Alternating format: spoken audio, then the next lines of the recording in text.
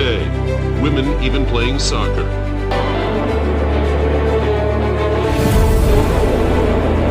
In 1979, a revolution topples Iranian ruler Shah Mohammad Reza Pahlavi. The Shah temporarily flees into exile, out of the line of fire. The mullahs and their followers. اسلامی انقلاب ایران محض ایک سیاسی بغاوت نہیں تھا، بلکہ یہ دہائیوں پر محیط غلامی، بیرونی مداخلت، ثقافتی الغار اور مذہبی تشخص کے منظم خاتمے کے خلاف ایک ہمگیر رد عمل تھا۔ امریکی بالادستی اور اسرائیلی اثر و رسوخ نے ایران کو اس مقام تک پہنچا دیا تھا جہاں فیصلے تہران میں نہیں بلکہ بیرونی طاقتوں کے مراکز میں ہوتے تھے۔ جبری مغربی تہذیب، اسلامی اقدار کی پسپائی اور ایک ایسی بادشاہ جو اپنے ہی عوام سے کٹ چکی تھی نے ایرانی معاشرے کے اندر ایک خاموش بغاوت کو جنم دیا۔ چنانچہ 1979 میں برپا ہونے والا انقلاب صرف ایک حکمران کا خاتمہ نہیں تھا، بلکہ اس نے انحصار، غلامی اور بیرونی تسلط پر مبنی پورے نظام کو دفن کر کے ایران کی خود مختاری اور اسلامی شناخت کا دوبارہ اعلان کیا۔ اسلامی انقلاب ایران کو صحیح معنوں میں سمجھنے کے لیے ہمیں انقلاب سے بہت پہلے کے ایران کی حالت کو دیکھنا ہوگا، جہاں قاجار سلطنت برسر اقتدار تھی۔ یہ دور ایران کی تاریخ کا وہ مرحلہ تھا جس میں ریاست کمزور، قیادت نااہل اور نظام شدید بد انتظامی کا شکار تھا۔ قاجار حکمران نہ صرف سیاسی بصیرت سے محروم تھے بلکہ قومی خود مختاری کے تحفظ میں بھی مکمل طور پر ناکام نظر آتے تھے۔ قاجار دور حکومت میں عوام کی نمائندگی نہیں تھی بلکہ ایک محدود اشرافیہ کے گرد گھومتی تھی۔ بادشاہت ذاتی مفادات، شاہی عیش و عشرت اور درباری سازشوں میں الجھی ہوتی تھی، جبکہ عوام غربت، جہالت اور عدم تحفظ کی زندگی گزار رہے تھے۔ ریاستی ادارے کمزور تھے، فوج غیر منظم تھی اور قانون کی عملداری تقریباً نہ ہونے کے برابر تھی۔ اس کمزوری کا فائدہ غیر ملکی طاقتوں نے کھل کر اٹھایا۔ اسی قاجار کمزوری کے نتیجے میں ایران عملی طور پر برطانیہ اور روس کے اثر و رسوخ میں چلا گیا۔ ملکی وسائل، تجارت اور سیاسی فیصلے غیر ملکی دباؤ کے تحت ہونے لگے۔ یہ صورتحال ایرانی قوم کے لیے شدید ذلت اور محرومی کا باعث بنی۔ عوام کے دلوں میں یہ احساس گہرا ہوتا چلا گیا کہ ان کی زمین، ان کی دولت اور ان کی تقدیر اب ان کے ہاتھ میں ہی نہیں رہی۔ یہی قاجار دور کی ناکام حکمرانی بعد میں ایک بڑے رد عمل کی بنیاد بنی۔ عوام کے دلوں میں بغاوت کا بیج اس زمانے میں بویا گیا، جس نے آنے والے اشروں میں پہلے رضا شاہ کے سخت گیر نظام اور پھر بالآخر اسلامی انقلاب کی صورت اختیار کی۔ یوں قاجار سلطنت کا زوال دراصل ایران میں ایک طویل انقلابی عمل کا ابتدا ثابت ہوا۔ قاجار دور میں ایران کی سب سے بڑی کمزوری اس کی غیر ملکی طاقتوں پر انحصار تھی، جس نے ملک کی خود مختاری کو اندر سے کھوکھلا کر دیا تھا۔ اس زمانے میں ایران ایک آزاد ریاست کم اور ایک ایسی منڈی زیادہ بن چکا تھا جہاں برطانیہ اور روس اپنے مفادات کی جنگ لڑ رہے تھے۔ ایرانی حکمران قومی مفاد کے تحفظ کی بجائے وقتی فائدے اور اقتدار کی بقا کے لیے غیر ملکی طاقتوں کے سامنے جھکتے چلے گئے۔ برطانیہ اور روس نے ایران کے اہم معاشی شعبوں پر براہ راست کنٹرول حاصل کر لیا۔ تیل، ریلوے، بینکاری، تجارت اور کسٹمز جیسے حساس شعبے غیر ملکی کمپنیوں کے ہاتھوں چلے گئے۔ مختلف تجارتی اور معاشی مراعات، کنسیشنز ایسے معاہدوں کے ذریعے دی گئی جن میں ایران کو بہت کم اور غیر ملکی طاقتوں کو بہت زیادہ فائدہ حاصل ہو رہا تھا۔ اس صورتحال نے ایران کی معیشت کو خود کفیل بننے کی بجائے مکمل طور پر محتاج بنا دیا۔ سیاسی سطح پر ایران آزاد فیصلے کرنے کے قابل نہیں رہا تھا۔ غیر ملکی سفارت خانے ایرانی سیاست میں کھل کر مداخلت کرتے، حکومتیں گرتی اور بنتی مگر عوام کی آواز کہیں سنائی نہیں دیتی تھی۔ یہ صورتحال ایرانی قوم کے لیے شدید قومی توہین کے مترادف تھی۔ یہ غیر ملکی بالادستی بعد میں عوامی غصے کی سب سے بڑی وجہ بنی۔ لوگوں کے دلوں میں یہ احساس مضبوط ہوتا گیا کہ جب بیرونی طاقتوں کا اثر ختم نہیں ہوگا، ایران کبھی ایک باوقار اور خود مختار ملک نہیں بن سکتا۔ قاجار دور کا ایران معاشی اعتبار سے شدید پسماندگی کا شکار تھا۔ ملک میں نہ تو مضبوط انفراسٹرکچر موجود تھا اور نہ ہی ایسی اقتصادی پالیسیاں جو عوام کی زندگی میں بہتری لا سکیں۔ سڑکیں، پل، تعلیمی ادارے اور صحت کا نظام انتہائی کمزور حالت میں تھا، جس کی وجہ سے عام آدمی کی زندگی مسلسل مشکلات میں گری ہوئی تھی۔ ریاستی معیشت چند مخصوص طبقات کے گرد گھومتی تھی، جبکہ اکثریتی آبادی غربت کے لکیر سے نیچے زندگی گزار رہی تھی۔ کسان زمینداروں کے ظلم کا شکار تھے، مزدور کم اجرت پر کام کرنے پر مجبور تھے اور شہری علاقوں میں بھی روزگار کے مواقع نہ ہونے کے برابر تھے۔ قومی دولت کا بڑا حصہ شاہی دربار اور اشرافیہ کے عیش و عشرت پر خرچ ہو رہا تھا، جبکہ عوام بنیادی ضروریات سے محروم تھا۔ تعلیم کی کمی اس معاشی پسماندگی کو مزید گہرا کر رہی تھی۔ شراخواندگی بہت کم تھی، جس کے باعث عوام نہ تو اپنے حقوق سے واقف تھے اور نہ ہی ریاستی فیصلوں پر سوال اٹھانے کی صلاحیت رکھتے۔ ایک کمزور، غیر تربیت یافتہ فوج اور ناقص انتظامی ڈھانچہ بھی معاشی استحکام کی راہ میں بڑی رکاوٹ بنا ہوا تھا۔ یہ معاشی بدحالی صرف غربت تک محدود نہیں تھی، بلکہ ایک نفسیاتی بحران بھی بن چکی تھی۔ عوام کے دلوں میں محرومی، ناانصافی اور غصے کے جذبات مسلسل بڑھ رہے تھے۔ قاجار دور کے ایران میں مذہب محض ایک عقیدہ نہیں بلکہ معاشرتی نظام کا بنیاد تھا۔ علماء دین کو عوام میں غیر معمولی احترام اور اعتماد حاصل تھا، کیونکہ وہ صرف مذہبی رہنما نہیں بلکہ سماجی انصاف اور اخلاقی اقدار اور عوامی مسائل کے ترجمان بھی سمجھے جاتے تھے۔ عام لوگ ریاستی اداروں کی بجائے مذہبی شخصیات کی طرف رجوع کرتے تھے، کیونکہ وہاں انہیں انصاف اور ہمدردی کی امید نظر آتی تھی۔ اس دور میں اسلامی تعلیمات روزمرہ زندگی کا لازمی حصہ تھا۔ خاندانی نظام، معاشرتی تعلقات، عدالتی فیصلے اور حتیٰ کہ سیاسی شعور بھی مذہب سے گہرے طور پر جڑا ہوا تھا۔ مدارس اور مساجد نہ صرف عبادت گاہیں تھی بلکہ فکری تربیت اور سماجی بیداری کے مراکز بھی تھے۔ یہی وجہ تھی کہ مذہبی طبقہ عوام کے دلوں میں اور ذہنوں میں گہری جڑیں رکھتا تھا۔ ریاستی کمزوری کے باعث علماء کئی مواقع پر سماجی خلا کو پر کیا۔ جب حکومت انصاف فراہم کرنے میں ناکام ہوتی تو عوام مذہبی قیادت کو اپنا سہارا سمجھتے تھے۔ اس صورتحال نے مذہبی طبقے کو ایک قدرتی اخلاقی اتھارٹی بنا دیا، جسے نظر انداز کرنا کسی بھی حکمران کے لیے ممکن ہی نہیں تھا۔ یہی مضبوط مذہبی اثر رسوخ بعد میں شاہی دور کے سیکولر اور مغربی پالیسیوں کے ساتھ براہ راست ٹکراؤ میں آیا۔ جب رضا شاہ اور بعد میں محمد رضا شاہ نے مذہب کو پس پشت ڈالنے کی کوشش کی تو یہ صرف ایک سیاسی فیصلہ نہیں تھا بلکہ عوامی شناخت پر حملہ سمجھا گیا۔ اسی تصادم نے اسلامی انقلاب کے لیے ایک مضبوط نظریاتی بنیاد فراہم کی۔ قاجار دور کے اختتام تک ایران کی عوام شدید مایوسی، غصے اور بے بسی کا شکار ہو چکی تھی۔ غیر ملکی مداخلت، معاشی بدحالی اور کمزور حکمرانی نے عوام کے دلوں میں یہ احساس پیدا کر دیا تھا کہ ان کی آواز نہ سنی جا رہی ہے اور نہ ہی ان کے مسائل کسی کے لیے اہم ہیں۔ یہ بے چینی خاموش ضرور تھی مگر مسلسل گہرائی اختیار کر رہی تھی۔ ایرانی عوام اپنی سرزمین پر اجنبی بننے لگے تھے۔ انہیں محسوس ہوتا تھا کہ ملک کے فیصلے ان کے فائدے کی بجائے بیرونی طاقتوں کے مفاد میں ہو رہے ہیں۔ قومی خود مختاری کا تصور تقریباً ختم ہو چکا تھا اور ریاست عوام کی بجائے غیر ملکی طاقتوں کے سامنے جوابدہ دکھائی دیتی تھی۔ یہ صورتحال قوم کی اجتماعی شعور کے لیے نہایت تکلیف دیتی۔ مذہبی طبقہ، کسان، مزدور اور شہری متوسط طبقہ سب کسی نہ کسی شکل میں اس نظام سے نالا تھے۔ قاجار سلطنت کی کمزوری اور عوامی بے چینی کے ماحول میں ایران ایک ایسے مرحلے پر پہنچ چکا تھا جہاں طاقت کا خلا واضح نظر آ رہا تھا۔ اس خلا میں رضا خان ایک فوجی افسر کے طور پر ابھرا، جسے جلد ہی غیر ملکی طاقتوں خصوصاً برطانیہ کی حمایت حاصل ہو گئی۔ 1921 کے فوجی بغاوت کے بعد اس نے آہستہ آہستہ اقتدار کے ان تمام مراکز پر مضبوط قبضہ کر لیا اور بآخر 1925 میں قاجار خاندان کو ہٹا کر خود کو شاہ ایران قرار دیا گیا۔ Shah Mohammad Reza Pahlavi, Persia's last emperor, رضا شاہ کے اقتدار میں آنے کو بظاہر قومی استحکام اور مضبوط حکومت کی علامت کے طور پر پیش کیا گیا۔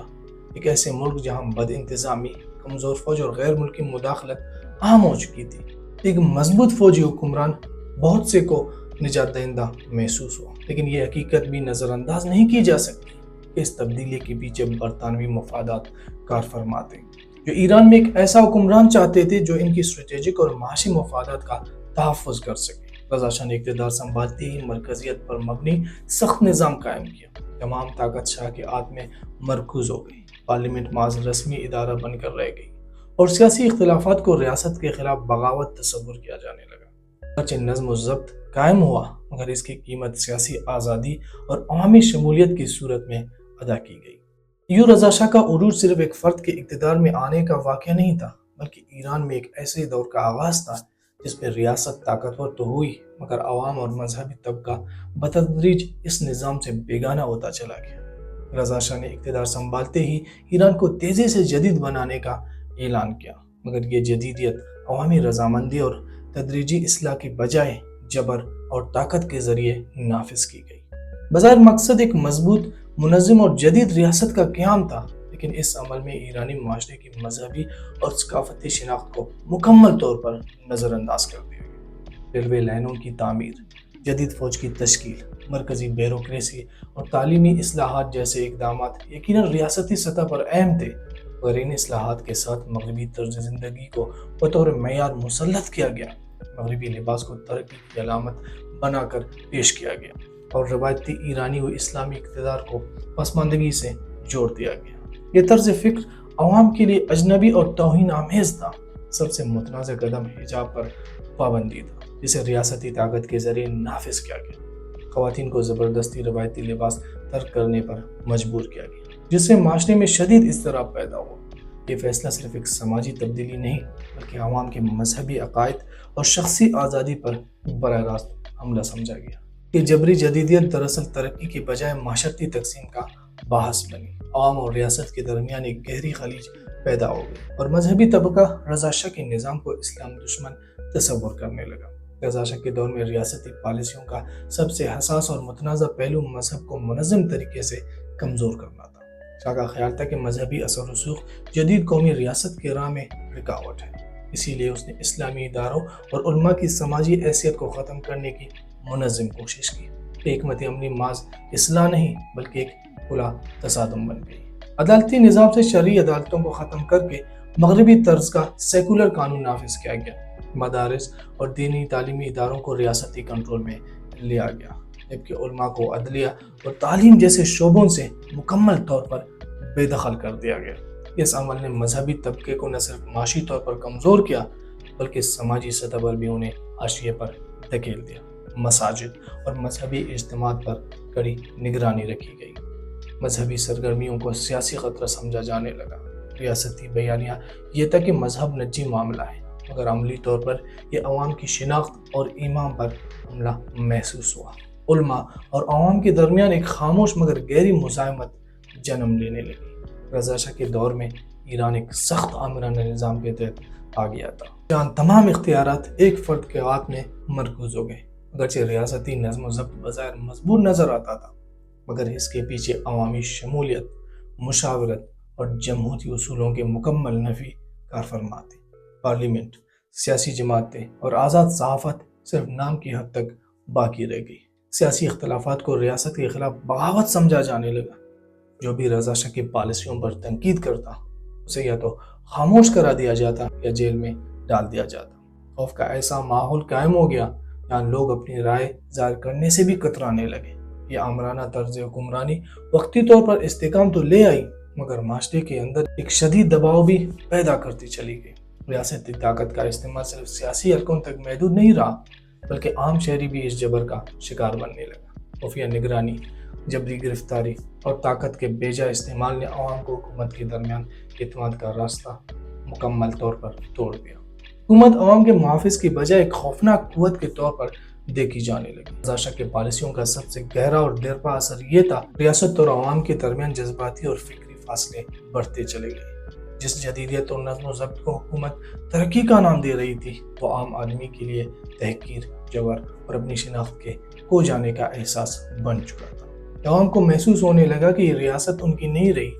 خاموش طور پر مذہبی طبقہ خود کو براہ راست نشانے پر محسوس کرنے لگا۔ مذہب کو پیچھے دھکیلنے، علماء کو کمزور کرنے اور اسلامی علامات کو مٹانے کی کوششوں نے یہ تاثر مضبوط کیا کہ شاہی نظام اسلام دشمن ہے۔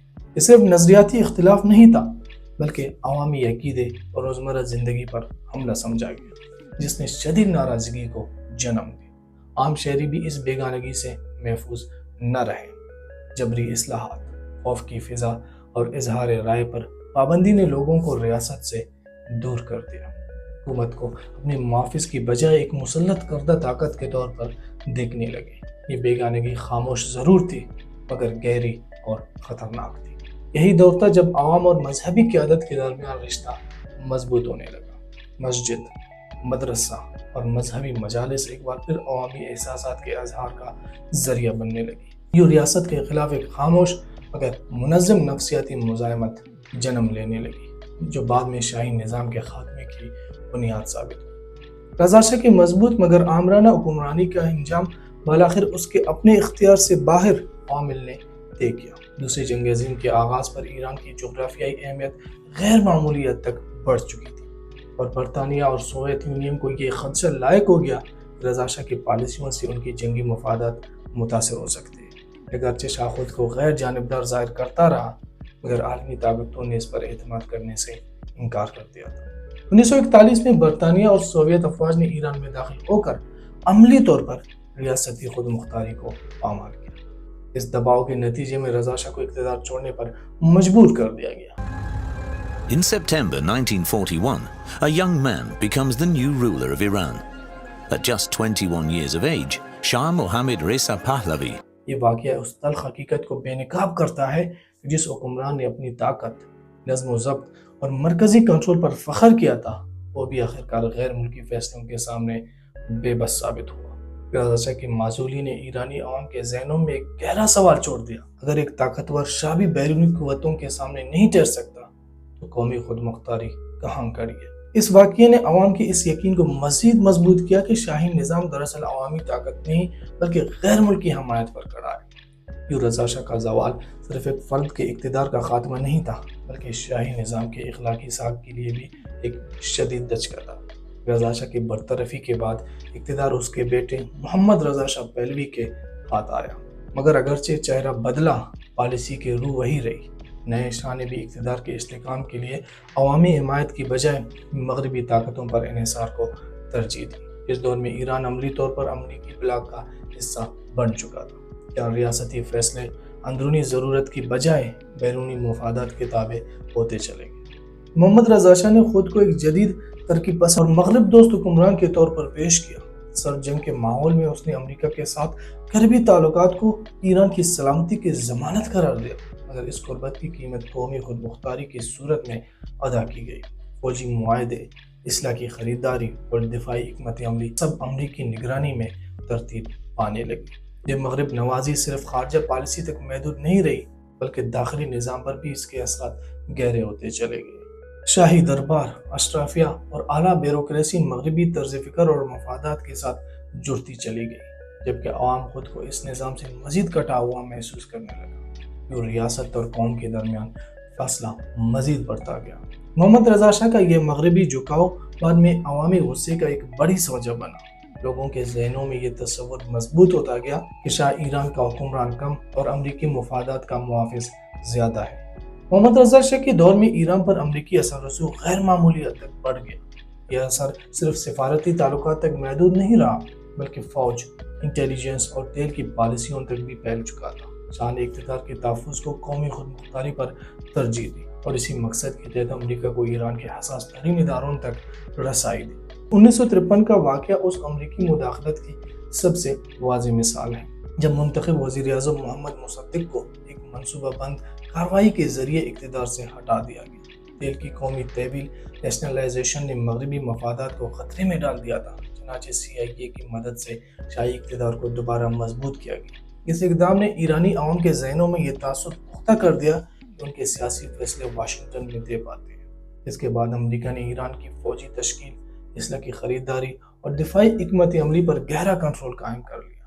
امریکی مشیران ایرانی اداروں پر فیصلہ کن کردار ادا کرنے لگے، جبکہ شاہی حکومت ان پالیسیوں کے محافظ بن گئی۔ اس قربت نے شاہ کو وقتی طاقت تو دی مگر عوام سے مزید دور کر دیا۔ محمد رضا شاہ کے دور میں ایران اور اسرائیل کے تعلقات اگرچہ عوام کی نظروں سے اوجھل رکھے گئے مگر حقیقت میں یہ تعلقات انتہائی مضبوط اور گہرے تھے۔ شاہی حکومت نے اسرائیل کو مشرق وسطی میں ایک اسٹریٹجک اتحادی کے طور پر قبول کیا، جس کے نتیجے میں سیاسی، عسکری اور انٹیلیجنس سطح پر قریبی تعاون قائم ہوا۔ یہ قربت ایرانی عوام کے جذبات اور مذہبی حساسیت کے بالکل برعکس تھی۔ اس تعاون کا سب سے نمایاں پہلو ایران کی خفیہ ایجنسی ساواک کی تشکیل اور تربیت تھا، جس میں اسرائیلی خفیہ ادارے موساد نے اہم کردار ادا کیا۔ ساواک کو داخلی مزاحمت کچلنے، مذہبی اور سیاسی مخالفین کی نگرانی اور شاہی اقتدار کو مستحکم رکھنے کے لیے استعمال کیا گیا۔ یہ ادارہ جلد ہی ظلم، تشدد اور انسانی حقوق کی سنگین خلاف ورزیوں کی علامت بن گئی۔ اقتصادی اور عسکری میدان میں بھی ایران اور اسرائیل کے درمیان خفیہ شراکت داری موجود تھی۔ تیل، اسلحہ اور انٹیلیجنس معلومات کا تبادلہ اس تعلق کا حصہ تھا، مگر یہ سب کچھ ایک ایسے خطے میں ہو رہا تھا جہاں فلسطین کا مسئلہ امت مسلمہ کے لیے ایک زندہ زخم بن چکا تھا۔ چنانچہ ایرانی عوام کے لیے اسرائیل سے قربت ناقابل قبول تھی۔ محمد رضا شاہ کے دور میں ساواک شاہی اقتدار کا سب سے خوفناک اور طاقتور اختیار بن چکا تھا۔ اس خفیہ ادارے کا مقصد بظاہر قومی سلامتی تھا، مگر عملی طور پر عوام کی آواز کو دبانے، سیاسی اور مذہبی مخالفین کو کچلنے اور شاہی نظام کے خلاف ہر ممکن مزاحمت کو ختم کرنے کے لیے استعمال کیا جاتا۔ ساواک کی تربیت اور تشکیل میں CIA اور موساد نے بھی کلیدی کردار ادا کیا، جس نے اسے ایک جدید مگر بے رحم انٹیلیجنس مشین بنا دی۔ ساواک کی کارروائیاں خفیہ گرفتاریوں، طویل تفتیش، تشدد اور جبری اعترافات تک پھیلی ہوئی تھی۔ صحافی، طلباء، علماء، سیاسی کارکن، کوئی بھی اس کے شکنجے سے محفوظ نہیں تھا۔ جیلیں خوف کی علامت بن چکی تھی اور عوام کے ذہنوں میں یہ احساس راسخ ہو گیا تھا کہ ریاست سننے کی بجائے سزا دینے پر یقین رکھتی ہے۔ اس ادارے نے معاشرے میں خوف کی فضا تو قائم کر دی، مگر اسی خوف نے نفرت کو بھی جنم دی۔ جب انصاف کے دروازے بند ہو تو مزاحمت زیر زمین چلی جاتی ہے۔ ساواک کے ظلم میں وقتی خاموشی ضرور پیدا کی، مگر عوام کے دلوں میں غصہ، انتقام اور بغاوت کی آگ تیز ہوتی چلی گئی۔ محمد رضا شاہ کے دور میں مغربیت صرف سیاسی و معاشی پالیسی تک محدود نہیں رہی، بلکہ یہ ایرانی معاشرے کی ثقافت اور شناخت پر مسلط کی جانے لگی۔ شاہی حکومت نے مغربی طرز زندگی کو ترقی، جدیدیت اور مہذب ہونے کی علامت کے طور پر پیش کیا، جبکہ اسلامی اور روایتی اقتدار کو پسماندگی سے جوڑ دیا گیا۔ اس سوچ نے معاشرے کے فکری توازن کو شدید طور پر متاثر کیا۔ میڈیا، فلم، موسیقی اور تعلیمی نصاب میں مغربی ثقافت کو نمایاں کیا گیا۔ شراب نوشی، نائٹ کلبز، فحاشی اور آزادانہ طرز زندگی کو شاہی اشرافیہ میں عام کیا گیا، جبکہ مذہبی اقتدار کو نجی زندگی تک محدود کرنے کی کوشش کی گئی۔ یہ تبدیلیاں عوام کے ایک بڑے طبقے کے لیے نہ صرف اجنبی بلکہ اخلاقی عملہ محسوس ہوئی۔ ثقافتی مغربیت نے معاشرے کو دو واضح طبقات میں تقسیم کر دیا۔ ایک مغرب سے متاثر شاہی اشرافیہ اور شہری طبقہ تھا، اور دوسری طرف وہ عوام جو اپنی مذہبی اور ثقافتی شناخت سے جڑے رہنے چاہتے تھے۔ یہ خلیج وقت کے ساتھ ساتھ گہری ہوتی چلی گئی اور ریاست عوامی اکثریت سے مزید دور ہوتی گئی۔ ثقافتی تصادم اسلامی انقلاب کے لیے ایک طاقتور محرک بن گیا۔ عوام کے ذہنوں میں یہ احساس مضبوط ہوتا گیا کہ شاہی نظام صرف سیاسی طور پر ہی نہیں بلکہ اخلاقی اور تہذیبی طور پر بھی مسلط کیا گیا ہے۔ یہی احساس بعد میں اسلامی شناخت کی بحالی کے نعرے میں ڈل گیا، جو انقلاب کا مرکزی پیغام بنا۔ محمد رضا شاہ کے دور میں ایران کی معیشت بظاہر تیزی سے ترقی کر رہی تھی، خاص طور پر تیل کی آمدنی میں غیر معمولی اضافہ ہوا، مگر یہ ترقی عوام تک یکساں طور پر نہیں پہنچتی تھی۔ تیل سے حاصل ہونے والی دولت کا بڑا حصہ شاہی خاندان، درباری اشرافیہ، فوجی قیادت اور مغرب نواز طبقے تک محدود تھا، جبکہ عام عوام کی زندگی میں کوئی نمایاں بہتری نہ آ سکی۔ دیہی علاقوں میں غربت، بے روزگاری اور بنیادی سہولیات کی کمی برقرار رہی۔ کسان زمین سے جڑے ہونے کے باوجود معاشی تحفظ سے محروم تھے، جبکہ شہری علاقوں میں متوسط طبقہ مہنگائی، بے روزگاری اور معاشی دباؤ کا شکار ہوتا چلا گیا۔ ایک طرف شاہی محلات، پرتعیش تقریبات اور شاہانہ طرز زندگی تھا، اور دوسری طرف عوام کی روزمرہ جدوجہد۔ یہ فرق عوام کے دلوں میں شدید احساس محرومی پیدا کرتا چلا گیا۔ ریاستی ترقیاتی منصوبے بھی زیادہ تر ایسے شعبوں میں مرکوز تھے جن سے اشرافیہ کو فائدہ پہنچتا تھا۔ عوام کو یوں محسوس ہونے لگا کہ معیشت عوام کے لیے نہیں بلکہ اقتدار کے تحفظ کے لیے استعمال ہو رہی ہے۔ یہی عدم مساوات سماجی ناانصافی کے احساس کو مزید گہرا کرتی گئی۔ محمد رضا شاہ کے دور کے اختتام تک ایرانی معاشرے میں سامراج مخالف سوچ ایک مضبوط عوامی جذبے کی صورت اختیار کر چکی تھی۔ عوام کی نظر میں شاہ ایک خود مختار حکمران نہیں رہا تھا، بلکہ اسے امریکہ اور اسرائیل کا نمائندہ سمجھا جانے لگا تھا۔ یہ تاثر محض نعرہ نہیں بلکہ دہائیوں کے سیاسی، عسکری اور معاشی مداخلت کا نتیجہ تھا۔ امریکی فوجی مشیران، خفیہ اداروں کا کردار، تیل کی پالیسیوں پر بیرونی کنٹرول اور اسرائیل کے ساتھ خفیہ تعلقات، یہ سب عوام کے ذہن میں ایک ہی تصویر بنا رہے تھے۔ ایران کی پالیسیاں تہران میں نہیں بلکہ واشنگٹن اور تل ابیب میں طے ہو رہی ہے۔ یہی احساس قومی وقار کے لیے سب سے بڑا زخم بن گیا۔ یہ سامراج مخالف جذبات صرف سیاسی حلقوں تک محدود نہیں تھے بلکہ مساجد، جامعات اور بازاروں اور گھروں تک پھیل چکے تھے۔ مذہبی علماء نے اسے اسلامی غیرت اور خود مختاری کے مسئلے کے طور پر پیش کیا، جبکہ نوجوان اور طلباء نے اسے قومی آزادی کی جدوجہد بنا لیا۔ یوں ایک نظریاتی اتحاد وجود میں آیا جس میں مذہب اور قومیت ایک ہی نقطے پر جمع ہو گئے۔ یہی سامراج مخالف سوچ اسلامی انقلاب کا اخلاقی اور فکری ایندھن بنی۔ عوام کے لیے انقلاب صرف شاہ کے خلاف نہیں تھا بلکہ ایسے عالمی نظام کے خلاف بغاوت تھا جو ان کی زمین، دولت اور شناخت پر قابض ہو چکا تھا۔ یہی وجہ ہے کہ انقلاب کے نعروں میں آزادی اور استقلال کو مرکزی حیثیت حاصل ہوئی۔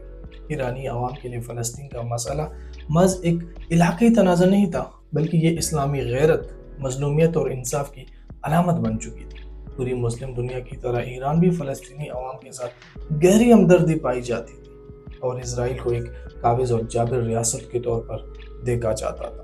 ایسے ماحول میں شاہ ایران کی اسرائیل کے ساتھ قربت عوامی جذبات کے بالکل برعکس تھی۔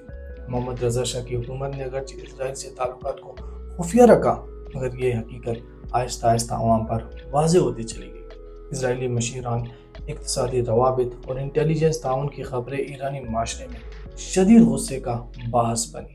مذہبی طبقے نے اسے امت مسلمہ سے غداری اور اسلامی اقتدار کی توہین قرار دیا۔ فلسطین کا مسئلہ مساجد، خطبات اور مذہبی اجتماعات میں ایک مستقل موضوع بن گیا تھا۔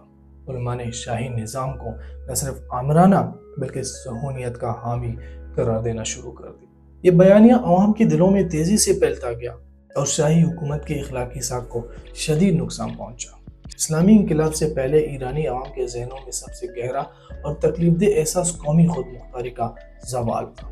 لوگوں کو یہ یقین ہوتا چلا گیا کہ ان کے ملک کے اہم فیصلے تہران میں نہیں بلکہ واشنگٹن اور تل ابیب میں کیے جا رہے تھے۔ شاہی حکومت کو ایک آزاد ریاستی نظام کی بجائے بیرونی طاقتوں کے مفادات کا محافظ سمجھا جانے لگا۔ فوجی معاہدے، تیل کی پالیسیاں، انٹیلیجنس تعاون اور خارجہ تعلقات، یہ سب ایسے شعبے تھے جہاں عوام کو اپنی مرضی یا نمائندگی کا کوئی احساس ہی نہیں تھا۔ امریکہ اور اسرائیل کا بڑھتا ہوا اثر اس حد تک محسوس کیا جانے لگا کہ ایرانی ریاست ایک خود مختار ادارہ نہیں بلکہ ایک انحصار شدہ نظام دکھائی دینے لگی۔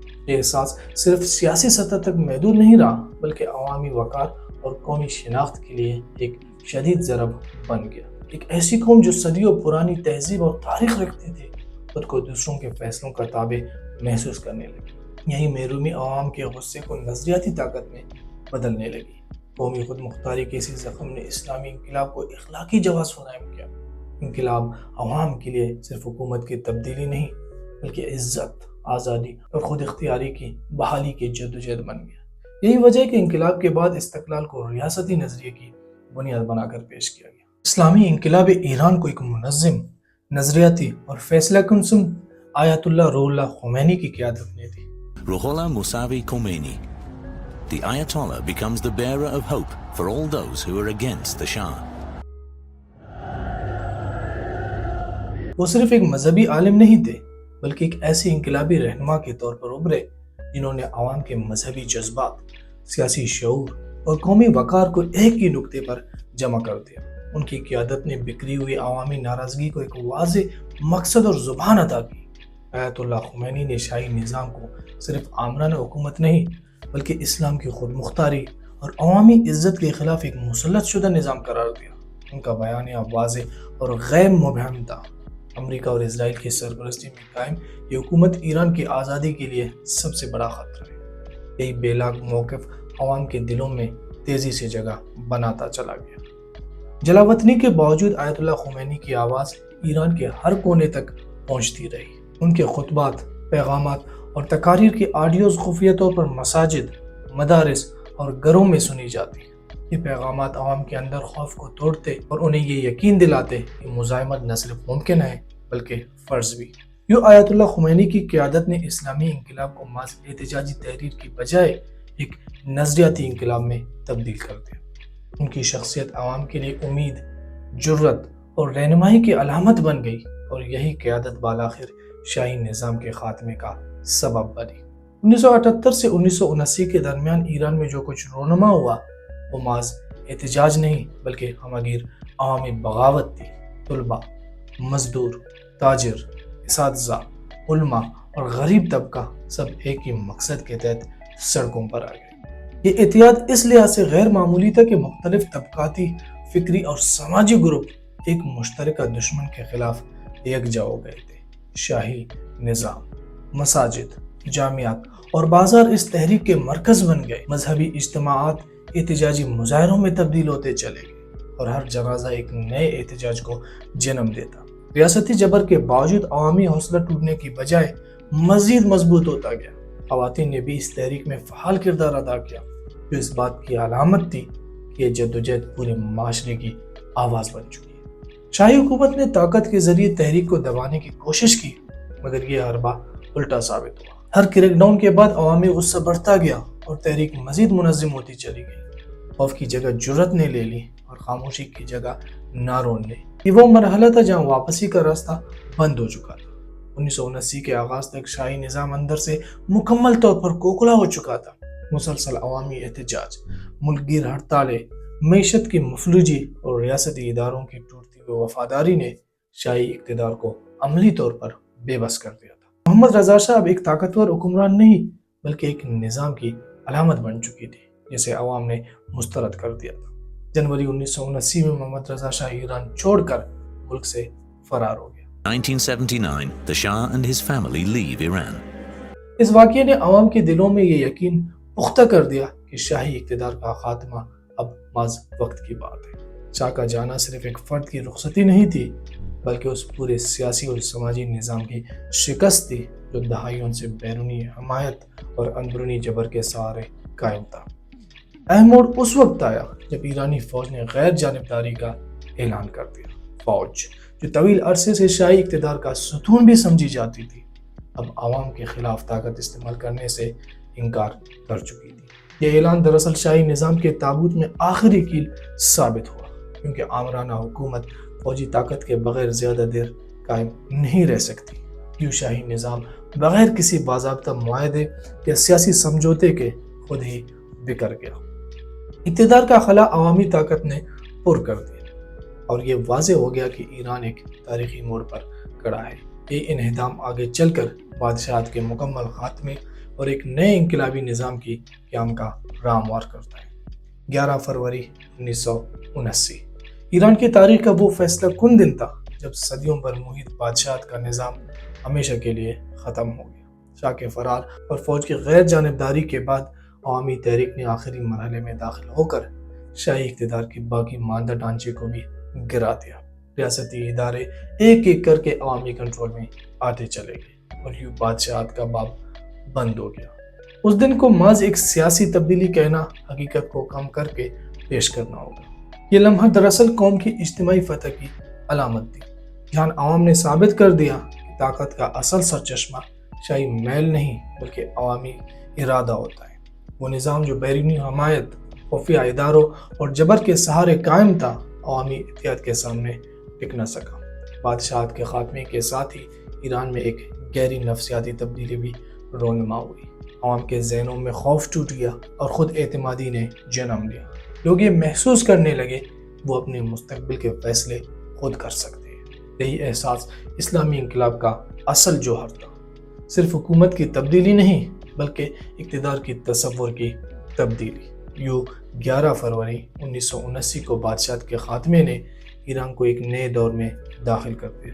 اب اقتدار موروثی نہیں بلکہ عوامی نظریے سے جڑا ہوا تھا۔ یہی لمحہ آگے چل کر اسلامی جمہوریہ کے قیام کی بنیاد بنی۔ بادشاہت کے خاتمے کے بعد ایران ایک ایسے نازک صورتحال میں داخل ہو گیا جہاں یہ سوال سب سے اہم تھا کہ اب ملک کس سمت میں جائے گا۔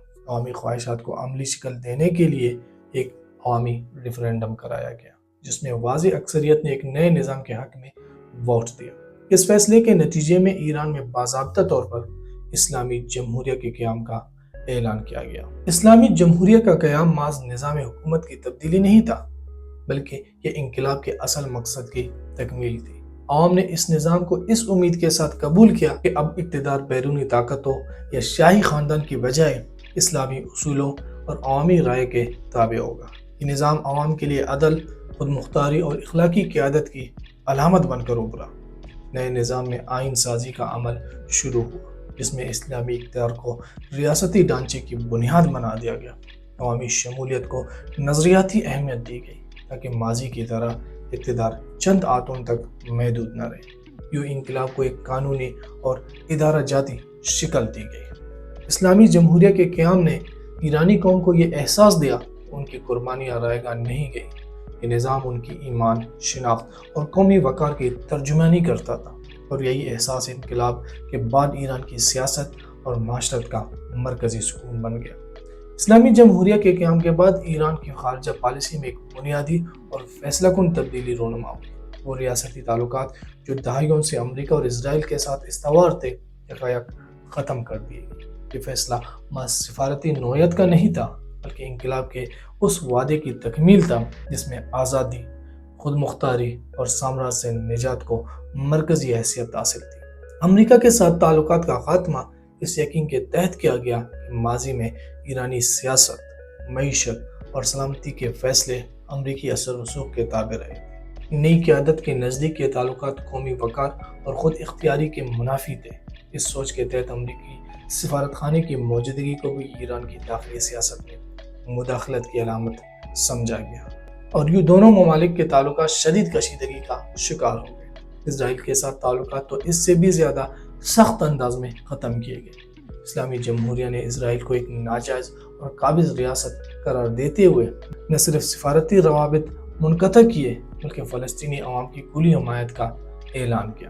ایران میں اسرائیلی سفارت خانے کو بند کر کے اسے فلسطینی نمائندگی کے حوالے کرنا ایک علامتی اور نظریاتی اعلان تھا، جس نے نئی ریاست کے موقف کو واضح کر دیا۔ یوں امریکہ اور اسرائیل سے تعلقات کا خاتمہ اسلامی انقلاب کے نظریے کا عملی اظہار بن گیا۔ ایران نے خود کو ایک ریاست کے طور پر متعارف کرایا، جو بیرونی دباؤ کی بجائے اپنے نظریات، ایمان اور عوامی ارادے کی بنیاد پر فیصلے کرتی ہے۔ یہی موقف آگے چل کر ایران کی علاقائی اور عالمی سیاست کی پہچان بن گئی۔ اسلامی انقلاب کے بعد ایران میں جو سب سے بنیادی اور انقلابی تبدیلی سامنے آئی، وہ ریاستی نظریے کی تشکیل تھی، جس کی بنیاد ولایت فقہ کی تصور پر رکھی گئی تھی۔ آیت اللہ روح اللہ خمینی کے پیش کردہ اس نظریے کے مطابق اسلامی معاشرے کی قیادت ایک ایسے فقہ کے ہاتھ میں ہونی چاہیے جو دینی علم، تقوی اور سیاسی بصیرت رکھتا ہو، تاکہ ریاستی نظام اسلامی اصولوں سے انحراف نہ کرے۔ ولایت فقہ کا تصور دراصل اس تجربے کا نتیجہ تھا جو ایرانی قوم نے شاہی آمریت اور بیرونی غلامی کی صورت میں بھگتا تھا۔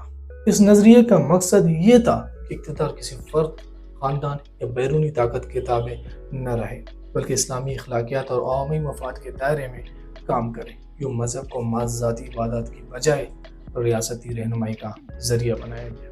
اس نظریے کے تحت ایک ایسا نظام قائم کیا گیا جس میں عوامی رائے اور اسلامی قانون دونوں کو اہمیت حاصل ہو۔ قیادت کی نگرانی، ریاستی اداروں کی سمت اور آئینی حدود سب کو اسلامی اصول سے ہم کرنے کی کوشش کی گئی۔ یہ ماڈل نہ مغربی سیکولر جمہوریت تھا اور نہ روایتی بادشاہت، بلکہ ایک نیا انقلابی سیاسی تجربہ تھا۔ ولایت فقہ نے انقلاب کو نظریاتی استحکام فراہم کیا۔ اس نے عوام کو یقین دلایا کہ اب اقتدار ایسے ہاتھوں میں ہے جو بیرونی دباؤ کی بجائے انصاف اور قومی خود مختاری کے اصول پر فیصلہ کرے گی۔ یہی نظریہ اسلامی جمہوریہ ایران کی سیاسی شناخت کا مرکز بن گیا۔ اسلامی انقلاب ایران صرف ایران کی داخلی سیاست تک محدود نہیں رہا، بلکہ اس کے اثرات پورے مسلم دنیا اور خطے کی سیاست میں محسوس کیے گئے۔ اس انقلاب نے پہلی بار یہ تصور عملی شکل میں پیش کیا کہ قوم بیرونی طاقتوں، آمرانہ نظام اور سامراجی دباؤ کے خلاف کھڑی ہو کر اپنی آزادی اور نظریاتی شناخت حاصل کر سکتی ہے۔ یہ پیغام خطے کے دیگر مظلوم اور محکوم معاشروں تک تیزی سے پھیلا۔ ایران کے انقلاب نے خاص طور پر اسلامی اور مزاحمتی تحریکوں کو نیا حوصلہ دیا۔ فلسطین، لبنان اور دیگر خطوں میں موجود تحریکوں نے اسے ایک مثال کے طور پر دیکھا کہ کس طرح عوامی اتحاد، مذہبی قیادت اور نظریاتی وضاحت ایک طاقتور نظام کو شکست دے سکتی ہے۔ انقلاب نے مزاحمت کو محض عسکری تصور کی بجائے ایک فکری اور اخلاقی موقف بنا دیا۔ علاقائی سطح پر ایران ایک نئی سیاسی شناخت کے ساتھ ابھرا، اور ریاست جو کبھی مغربی بلاک کا حصہ سمجھی جاتی تھی، اب خود کو سامراج مخالف اور اسلامی خود مختاری کی علامت کے طور پر پیش کرنے لگی۔ اس تبدیلی نے مشرق وسطی کے طاقت کی حرکیات کو متاثر کیا اور خطے میں نئے اتحاد اور معاذ تشکیل پانے لگی۔ جو اسلامی انقلاب ایران نے نہ صرف ایران کی تقدیر بدلی بلکہ عالمی سطح پر یہ پیغام دیا کہ نظریہ، ایمان اور عوامی ارادہ اگر متحد ہو جائے تو طاقت کی روایتی توازن کو بھی چیلنج کیا جا سکتا ہے۔ یہی وجہ ہے کہ یہ انقلاب آج بھی صرف ایک تاریخی واقعہ نہیں بلکہ ایک زندہ فکری حوالہ سمجھا جاتا ہے۔